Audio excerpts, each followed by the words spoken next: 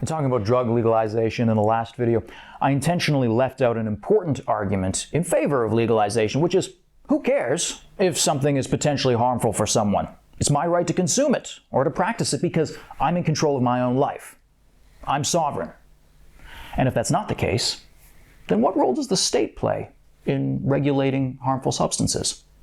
What would Hayek say? I'm Scott Nelson with the Austrian Economic Center and Hayek Institute in Vienna, Austria. And this week, we're going to be taking a look at what Hayek has to say about the tyranny of health.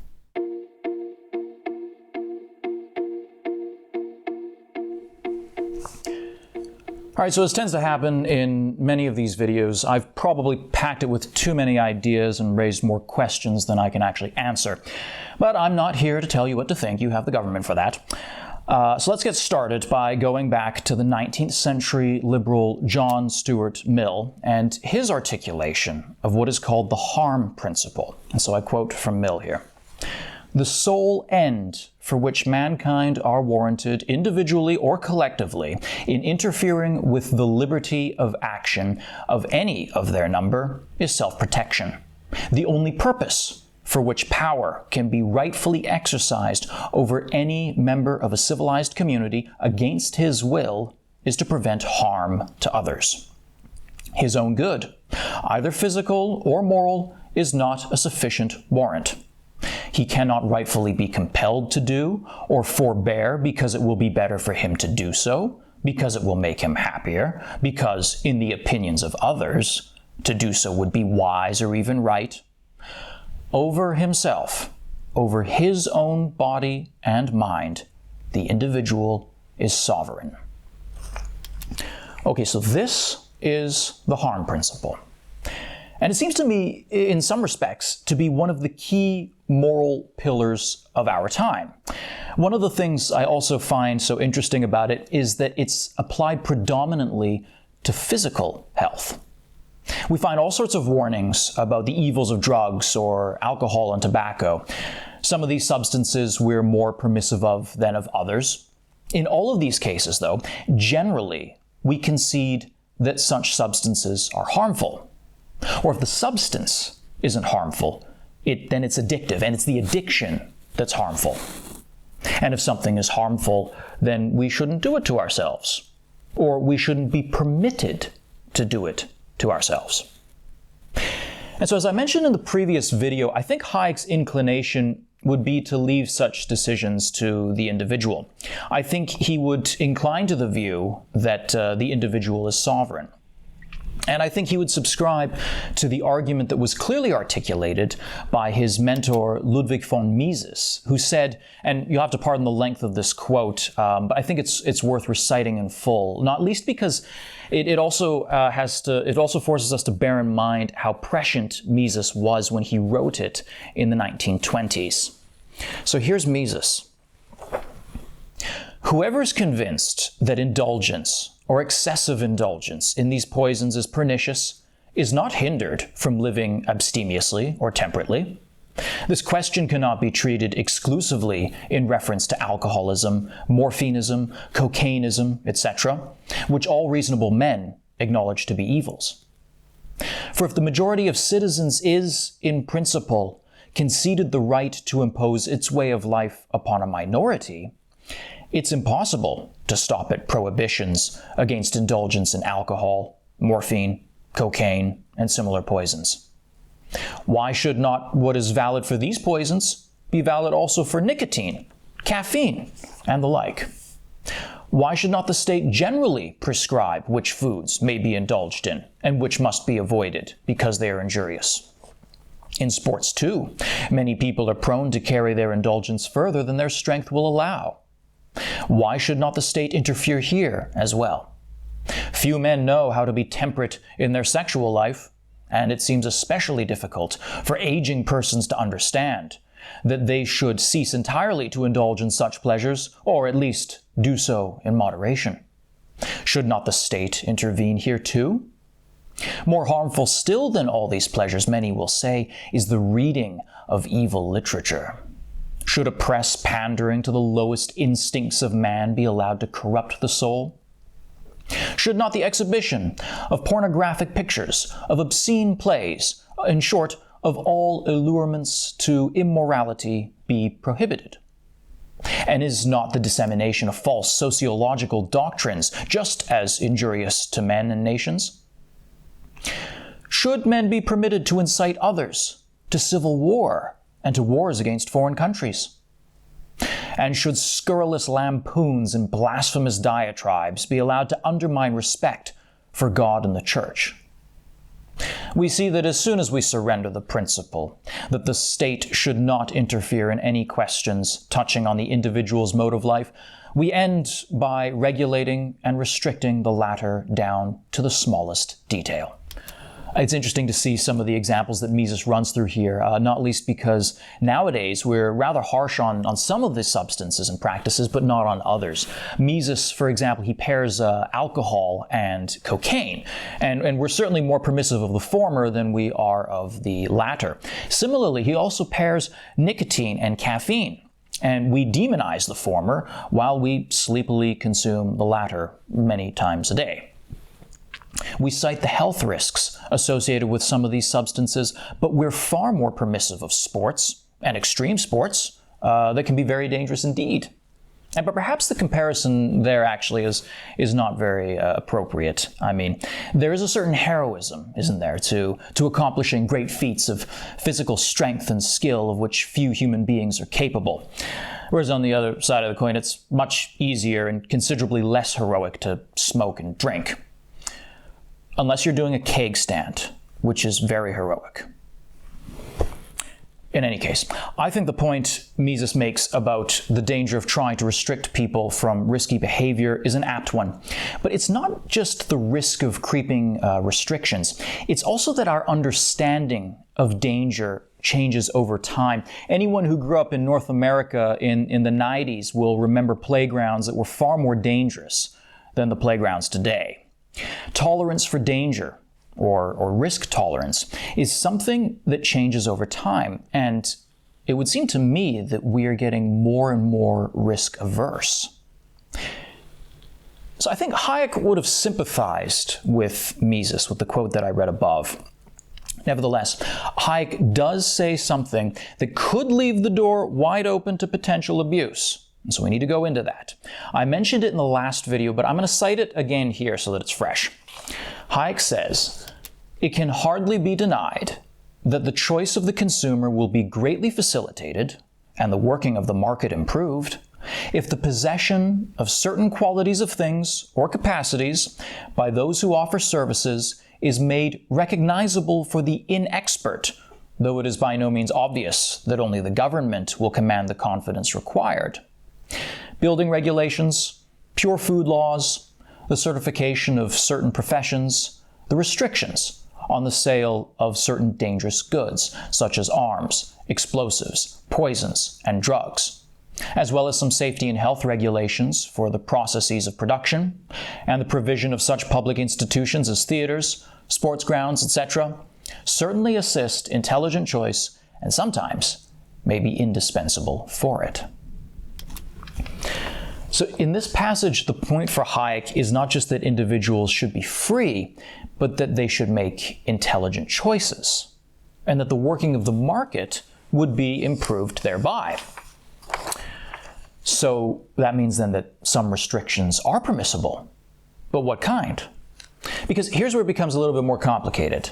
We'll stick with the examples, the traditional examples actually, of alcohol and tobacco, but bear in mind that the logic of the argument that I'm developing here could be applied to just as easily extended to food, or really anything that affects our health, which is pretty much everything. Okay, so you could think of a spectrum of sorts. At one end of the spectrum, you've got absolute freedom from the state and from moral pressure to do whatever the hell you want, including harming yourself. At the other end of the spectrum, you've got totalitarianism. And I mean, it's not just that the state exercises its monopoly over the legitimate use of violence to prevent you from doing all sorts of things that you want to do on pain of death. It's also that the state is brainwashing you to think exactly what it wants you to think. Okay, so those are the two extremes. In reality, we tend to find ourselves somewhere between them, and there's a vast array of tools at the disposal of people to be used in order to ensure order in a society, in order to compel certain forms of behavior, or suggest certain forms of behavior, or prevent certain forms of behavior. One way is actually just through an individual's conscience. So there are just certain things, so that means that there are just certain things that we believe or know to be right or wrong. The problem is that people's consciences can conflict. What I believe to be right or wrong, you might not necessarily believe to be right or wrong. And even more damningly, sometimes within our own conscience, there are conflicts. So I'm not going to discuss this particular way of maintaining order. But there's another way of maintaining order, which is equally familiar to us, and that's for the state to impose or incentivize a certain order. And it's precisely when it comes to state activity that Hayek has the most fears. For example, I think that Hayek would find it objectionable if the state just decided to ban the consumption of alcohol or tobacco outright, and particularly if their reason for doing so was because of their harmful effects to an individual's health. But what if the state tries to prevent people from acting certain ways through taxation, for example? You know, it's a little less restrictive, a little less imposing than banning something outright. So taxation. Because in some places, alcohol and tobacco are taxed more highly than other products. Is this right? Hayek would probably say no, and the reason why is because he believes that taxes should be based on an objective standard. This is that recurring idea in Hayek's political philosophy that laws should be based on general principles and not in order to achieve particular ends. When it comes to alcohol and tobacco, that general principle is health and safety, but as we saw earlier in that quote from Mises, there's no limit to the number of things that you can restrict on the basis of that principle. A general principle, laws formed in accordance with a general principle of health, could end up undermining the very individual liberty that Hayek wishes to see defended. But the state doesn't try to dissuade people from consuming these substances just through oppressive taxes. It tries to inconvenience consumption through other methods. One way of doing this is by restricting where such products can be purchased. There used to be a contrast here, actually, when because I'm from Canada, and when I was younger, I used to work at a supermarket there. And in the supermarket, you can't buy alcohol in the supermarket there. But you could, in those days, I don't think this is the case anymore, in those days you could buy cigarettes there. And they were in full view at the very front of the store. Whereas in Europe, at least here in Austria, it's a little different. You go to the supermarket, you can buy alcohol there, but you can't buy tobacco there. You need to go to a tobacco store for that. I'm not sure what it's like in other European countries. I don't know off the top of my head, but it's just interesting to see some of the contrasts there. Some of the vices that are considered appropriate in a supermarket, and others that need to sort of be sequestered into their own little shop. Because in Canada, if you wanted to buy alcohol, you have to go to, or at least in Calgary, in those days, you have to go to a liquor store. Okay. Now, my sense, though, is, so what would Hayek have to say about this? My sense here is that as long as the availability of these products is not excessively restricted, that Hayek would not have a problem. But it's not just restrictions on sales of products. The state can also impose restrictions on where you can consume these products. For example, is public consumption of alcohol permitted or not? Is public inebriation permitted or not? And when it comes to smoking, we've seen in the past several years smoking being banned from indoor spaces such as restaurants and bars. The idea here is that unlike alcohol, whose harmful effects apply only to the person consuming it, with smoking you've got secondhand smoke, and so others are made to bear the burden of your addiction. So when it comes to this particular restriction, I think Hayek would be in partial agreement, but only partial. I think he would distinguish between places that are publicly owned or where people occasionally might need to be, such as law courts, police stations, supermarkets, and that sort of thing. And he'd say, yes, a smoking ban there makes sense.